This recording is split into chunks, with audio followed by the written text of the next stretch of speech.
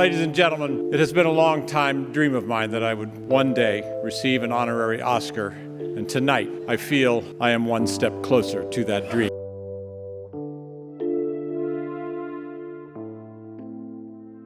Steve Martin always made us laugh. With his wild white hair, silly faces, and that unforgettable banjo, he became a comedy legend.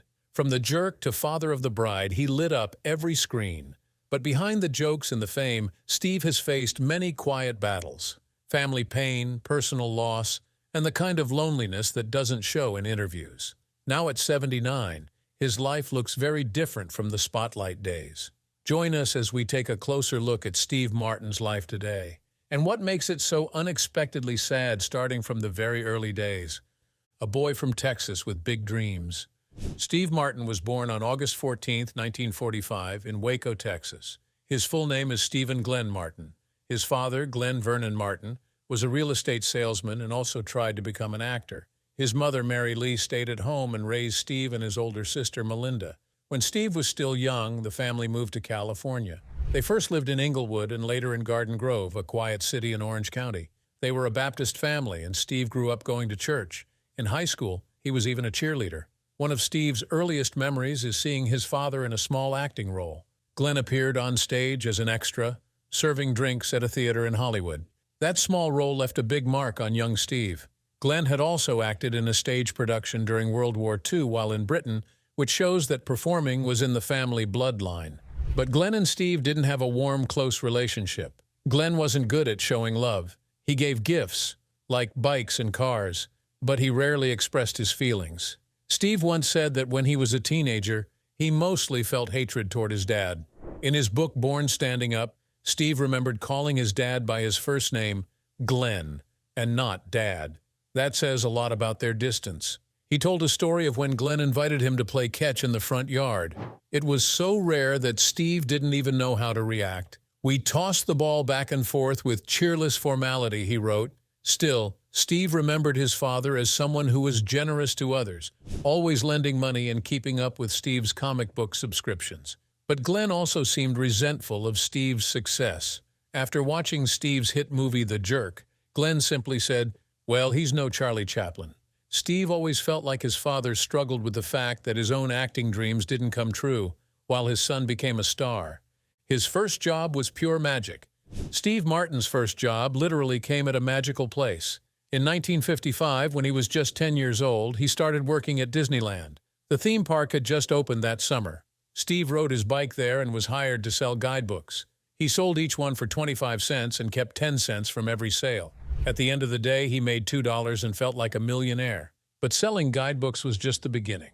After the morning rush, Steve had free time to explore the park. That's when the real magic happened. He spent hours in Merlin's magic shop, watching tricks and learning how to do them himself. By 1960, he had mastered many magic tricks and even got a paying job at the shop in Fantasyland. There, he learned more than just how to pull a coin from someone's ear. He also learned how to grab people's attention, keep them laughing, and leave them wanting more. He also picked up balloon animal tricks and juggling. All these talents would later become part of his stand-up comedy. He looked up to a performer named Wally Boag, who did shows at the Golden Horseshoe Revue. Steve dreamed that one day Wally would get sick and the stage manager would call out, "Is there a young boy in the audience who can take his place?" It never happened, of course, but it showed how much Steve wanted to be on stage. And here's a fun fact. While working at Disneyland, Steve appeared in the background of a home video that later became a short film called Disneyland Dream. It was his first film appearance, completely by accident. Even then, the spotlight seemed to find him. From magic tricks to college philosophy.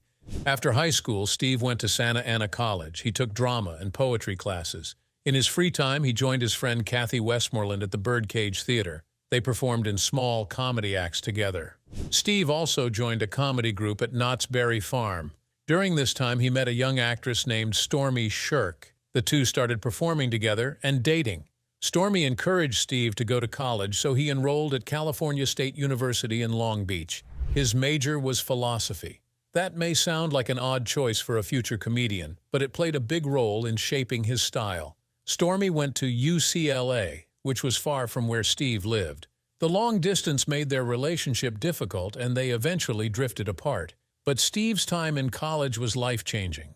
He once said, "It changed what I believe and what I think about everything." He liked the strange, twisted thinking in philosophy. He found beauty in non sequiturs, ideas that don't seem to follow normal logic. He loved how philosophy challenged the rules of cause and effect. That same thinking helped him develop a very unique comedy style. He once joked, "If you're studying geology, which is all facts, as soon as you get out of school, you forget it all. But philosophy you remember just enough to screw you up for the rest of your life." That quote alone shows how deeply philosophy affected him. He didn't want to follow the usual comedy rules. He thought, what if there were no punchlines? What if I created tension but never released it? He wanted people to laugh not at a joke, but because the tension became too much. In short, he turned confusion into laughter. That's not easy to do, but it helped him stand out. Around this time, he also read a book on comedy that changed his entire way of thinking. He asked himself, what if I headed for a climax, but all I delivered was an anticlimax? That idea became part of his act. He would set up a joke, then take it in the opposite direction. It kept people surprised, and that surprise became the laugh. A new path and a big decision. By 1967, Steve Martin had transferred to UCLA and switched his major to theater. He even appeared in an episode of The Dating Game, where he won a date with Deana Martin. At night, he began performing at local clubs. The reviews were mixed, but he kept going. He wasn't trying to please everyone. He was testing his own ideas, his own voice. At 21, Steve made a bold move. He dropped out of college. He had seen enough, learned enough, and felt ready to chase comedy full-time. His early career wasn't easy. He didn't become famous overnight. But what made him different is that he brought something new to the stage. He didn't rely on simple jokes or stories. He used everything he learned, from Disneyland magic to college philosophy, to create something weird and wonderful. Steve didn't fit into the mold of a typical comedian, and maybe that's exactly why he became one of the biggest comedy stars of his time. His early life wasn't just about fun and laughter. It was filled with complicated emotions, a tough relationship with his father, and the kind of deep thinking most people don't expect from a funny guy. But all those parts of his life came together to shape the Steve Martin the world would one day know and admire. The wild rise from stand-up to stardom. Steve Martin's journey into the spotlight didn't follow a simple or expected path. His comedy career started small, but he quickly became one of the most popular entertainers in the country. At first, his big break came through writing. His former girlfriend, Nina Goldblatt, worked on the Smothers Brothers Comedy Hour and showed his material to the head writer, Mason Williams. Mason liked what he saw and paid Steve from his own pocket just to have him on board. That decision paid off. Steve joined the writing team and won an Emmy in 1969 at only 23 years old.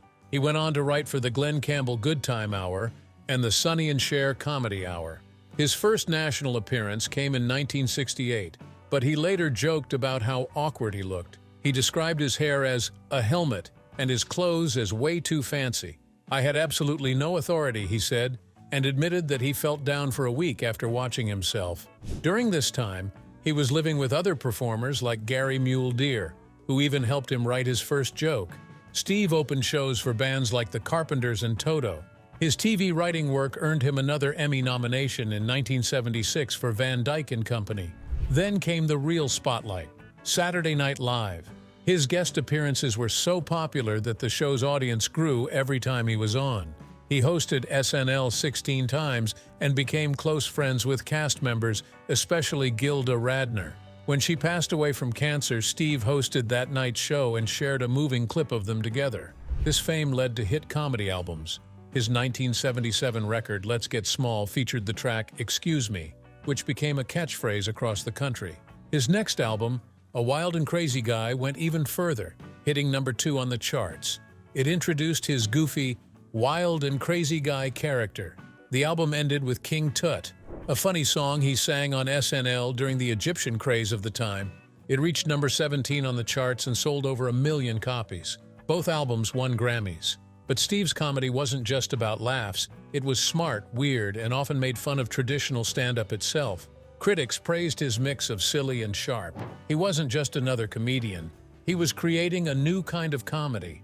That fresh style made him stand out, and soon he was filling stadiums with thousands of fans. He wore a white suit on stage so everyone could see him, and it became his signature look. But in 1981, at the height of his fame, Steve Martin suddenly quit stand-up. He didn't make an announcement, he just stopped. Years later, he explained why. "My act was conceptual. Once the concept was stated and everybody understood it, it was done." He felt there was nowhere else to take it. The crowds were too big, the show too locked in, and he missed having the freedom to try new things. It was time for something different, and that meant movies, reinventing himself again and again. Steve Martin's true dream had always been film. After stepping away from stand-up, he focused fully on acting. His first small role came in Another Nice Mess in 1972. In 1977, he wrote and starred in The Absent-Minded Waiter, a short film that got nominated for an Academy Award. Then came The Jerk in 1979, a movie he co-wrote and starred in. It was a massive success, earning over $100 million. That opened the door to even more roles. He took acting lessons and even learned to tap dance for Pennies from Heaven, a serious film he took very seriously. Sadly, that one didn't do well at the box office, but he didn't stop. Over the next decade, he starred in a string of successful films like Dead Men Don't Wear Plaid, The Man with Two Brains, All of Me, Three Amigos, and Planes, Trains, and Automobiles. His roles showed both his silly and serious sides. He could be wild and loud in one movie, then quiet and touching in the next. In the 1990s and early 2000s, he became known for family roles. He played loving but overwhelmed dads in Father of the Bride and Cheaper by the dozen. He was still funny, but there was more depth to his characters now. He wasn't just the wild and crazy guy anymore. His audience had grown up, and so had he. He continued acting in movies like Looney Tunes, Back in Action, and Bringing Down the House, but he also returned to his musical roots. Since 2015, he's toured with Martin Short, blending comedy and music. In 2018, they released a Netflix special called An Evening You Will Forget for the Rest of Your Life, which earned 4 Emmy nominations. And then came another twist: TV again. In 2021, he co-created and starred in the Hulu series Only Murders in the Building alongside Martin Short and Selena Gomez. It became a big hit and earned him 3 Emmy nominations, 2 Screen Actors Guild nominations, a Golden Globe nomination, and even a Peabody Award nomination. In 2022, the trio returned to SNL, showing just how strong Steve's connection to the show still was. But Steve didn't stop with acting. He also wrote the books for 2 Broadway shows, Bright Star and Meteor Shower. He even co-wrote the music for Bright Star. His love for the banjo never faded either. He released bluegrass albums and performed live with various bands. His music earned him 3 Grammy Awards, adding to the 2 he already had for comedy. A friendship that lasted a lifetime. Steve Martin and Martin Short have one of the most wholesome friendships in Hollywood. They first met while filming Three Amigos. Before that, they had never worked together. When Martin Short visited Steve's house for the first time, he was shocked by how fancy it was. "There were Picassos on the wall and hoppers," he said. Then he joked, "How did you get that rich? Because I've seen your work." That meeting turned into something special. In an interview, Short shared that most actors work together on a movie and then never see each other again. But with Steve, it was different. "Steve and I made each other laugh," he said. That connection made them want to keep seeing each other. They had dinners, took family vacations, and built a friendship that has lasted more than 30 years. Steve was surprised to learn years later how loved Three Amigos had become. When Empire magazine reached out for a 25th anniversary cover shoot, he finally realized how much the film meant to people. That moment reminded him of how special their work, and their bond, really was. A scary night that changed everything. In the 1970s, many stars in comedy and music were using drugs, but Steve Martin stayed away from that world. In his book, Born Standing Up, he talked about one experience that scared him for life. One night, he smoked marijuana with friends before going to see a movie. He described it as something he used to do often, calling it a dietary staple. But that night was different. "I felt my mind being torn from its present location," he said. He started to panic. The feeling didn't pass. His heart raced. He thought he was having a heart attack. He almost went to the hospital. The next day, when he tried to explain what had happened, The fear came back. Later, he learned it wasn't a heart attack. It was an anxiety attack. He told NPR, "What it did was it kept me from drugs." Even aspirin scared him after that. He avoided cocaine and LSD completely. That one night saved him from the drug problems that affected so many of his peers. It wasn't just fear. It was a turning point that shaped how he lived and worked from then on. The magic of John Candy and a scene that still hurts.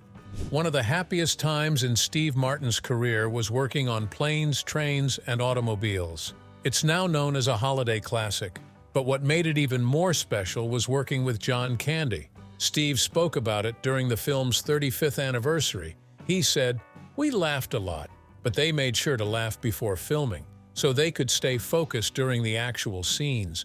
They were comfortable with each other and truly liked one another. He would make me laugh," Steve said. But the joy of that film also brings sadness. Neither John Candy nor the director John Hughes lived long enough to see how beloved the movie became. Some of the best parts of the movie were not even planned. They came from moments on set. One key scene near the end was something John Candy added himself. Steve said he still tears up watching it, even years later. That honesty, both in their performances and in their friendship, helped the film connect with so many people. It wasn't just funny, it had heart. And that came from two men who cared about each other both on and off the screen. Speaking of which, Steve Martin made comedy look easy, but the truth is, it wasn't. The pressure that made him walk away. He worked hard to build his act. He told NPR that his 4 big years in stand-up came after 14 years of hard work. In his book, he wrote, "Thankfully, perseverance is a great substitute for talent." That shows how much effort he put in, even when things didn't go well. One time, he appeared on the Merv Griffin Show. He had a bit about buying a Greyhound bus, but when Merv asked why it was a bus, Steve froze. "I had no prepared answer. I just stared at him," he remembered. That moment haunted him. In 2022, Martin Short shared a story about how Steve still prepares more than anyone else. Steve had been invited to appear on Jimmy Kimmel Live 2 months away, but he was already working on his jokes. Short said, "That's why he's Steve Martin. That's why he's still Steve Martin."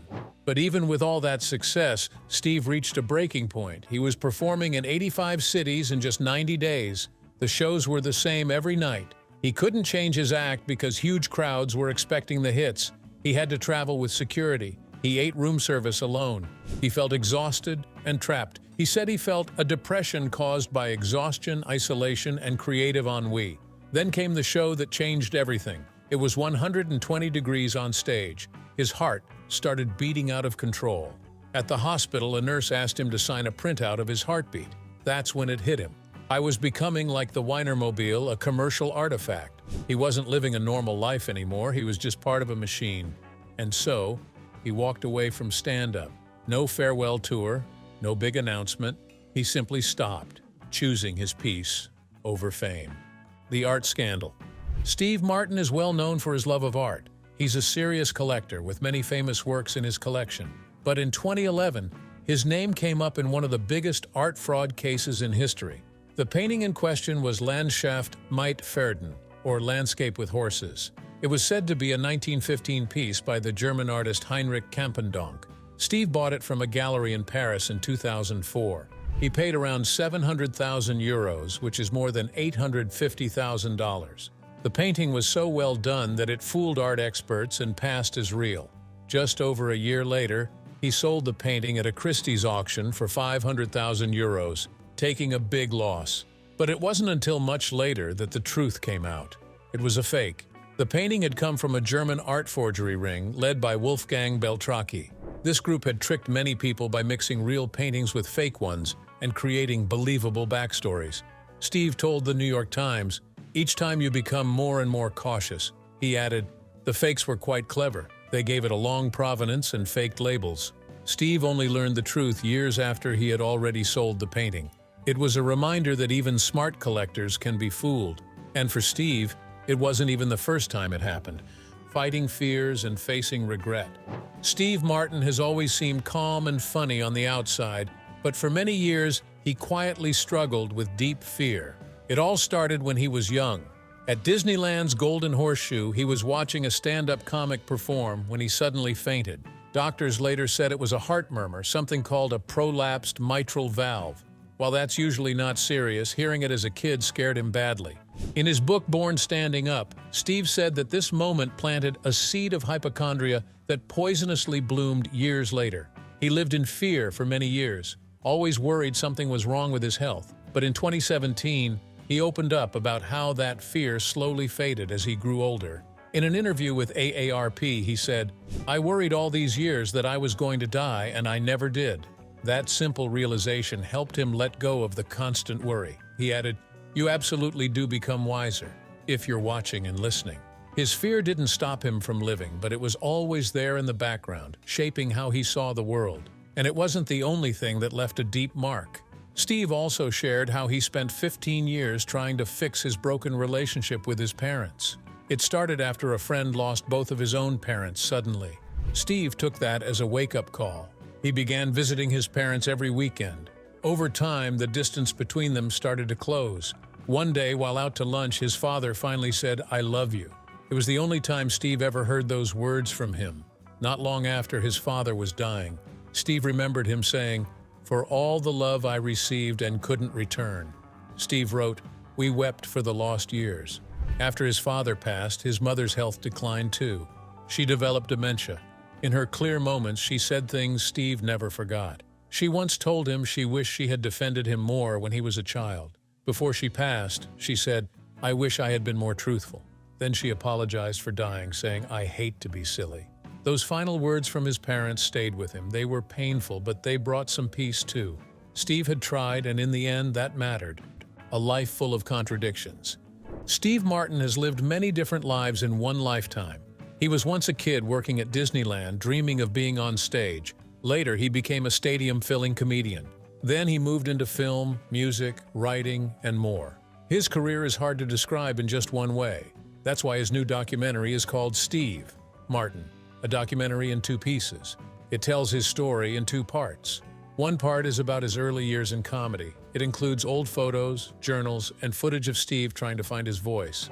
The second part shows his life today, riding bikes with Martin Short, practicing the banjo, and reflecting on everything he's done. Steve once said, "My life has many octopus arms." There are so many sides to him.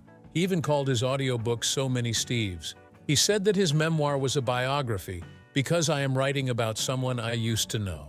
The documentary's director, Morgan Neville, said Steve didn't want a traditional life story. Instead, he wanted to show the pieces side by side. The silly comic, the serious writer, the music lover, the quiet thinker. Steve explained, "Just because you do a lot of things doesn't mean they're good." He added, "Time evaluates things." He doesn't feel the need to judge his own work. He'd rather let others decide what it meant. But looking back wasn't easy for him. Steve said, "The first part, that's what I really have a hard time watching. Seeing old video of himself trying to be funny made him cringe. But that's what makes his story real." Steve has never acted like he was perfect. He once joked, "I guarantee I had no talent, none." Even now, he doesn't like to sit still. He's still working on Only Murders in the Building, which is now heading into its 5th season. He also released a new audiobook with writer Adam Gopnik. Steve may be older now, but he hasn't slowed down. Still, he's changed in many ways, and those changes tell their own story. Lessons from a life lived backwards. Steve Martin says his whole life feels backwards. He didn't follow a normal path. He worked hard for years, then suddenly became famous. After that, he stepped away, found new passions, and returned to the spotlight on his own terms. In his words, "I look back and go, what an odd life." He now spends time doing the things that bring him peace. He said, "I have a modesty about my career." He knows he did a lot, but doesn't brag about it. For Steve, it's more about the journey than the results. He also spoke about how people change with age. As we age, we either become our best selves or our worst selves, he said. He's seen people go both ways. Some grow bitter, others grow kinder. He feels that he's become a better version of himself. In the documentary, he says, "I have a relaxed mind now." He's let go of many things: competition, stress, and people who caused him pain. He's focused now only on what really matters. Neville, the filmmaker, noticed the same thing. He said that Steve is always trying to improve. Whether it's comedy, music, or writing, he never says, "That's good enough." He always says, "I could do that a little better." That mindset has followed him throughout his life. He's always been working, learning, and growing. Even in his later years, he hasn't stopped reaching for something new. But underneath all the fame and success, there's still that thoughtful man who once said, "See if you can make sense of all that." And maybe after everything, that's what makes Steve Martin so different. He's not just a funny guy with a banjo. He's a man who lived a strange, beautiful, and often bittersweet life and never stopped wondering what it all meant. What's your favorite Steve Martin moment? His stand-up, a movie role, or something else entirely? Share your thoughts in the comments below, and don't forget to hit like, subscribe, and stay tuned for more incredible stories from Hollywood's fascinating history. See you next time.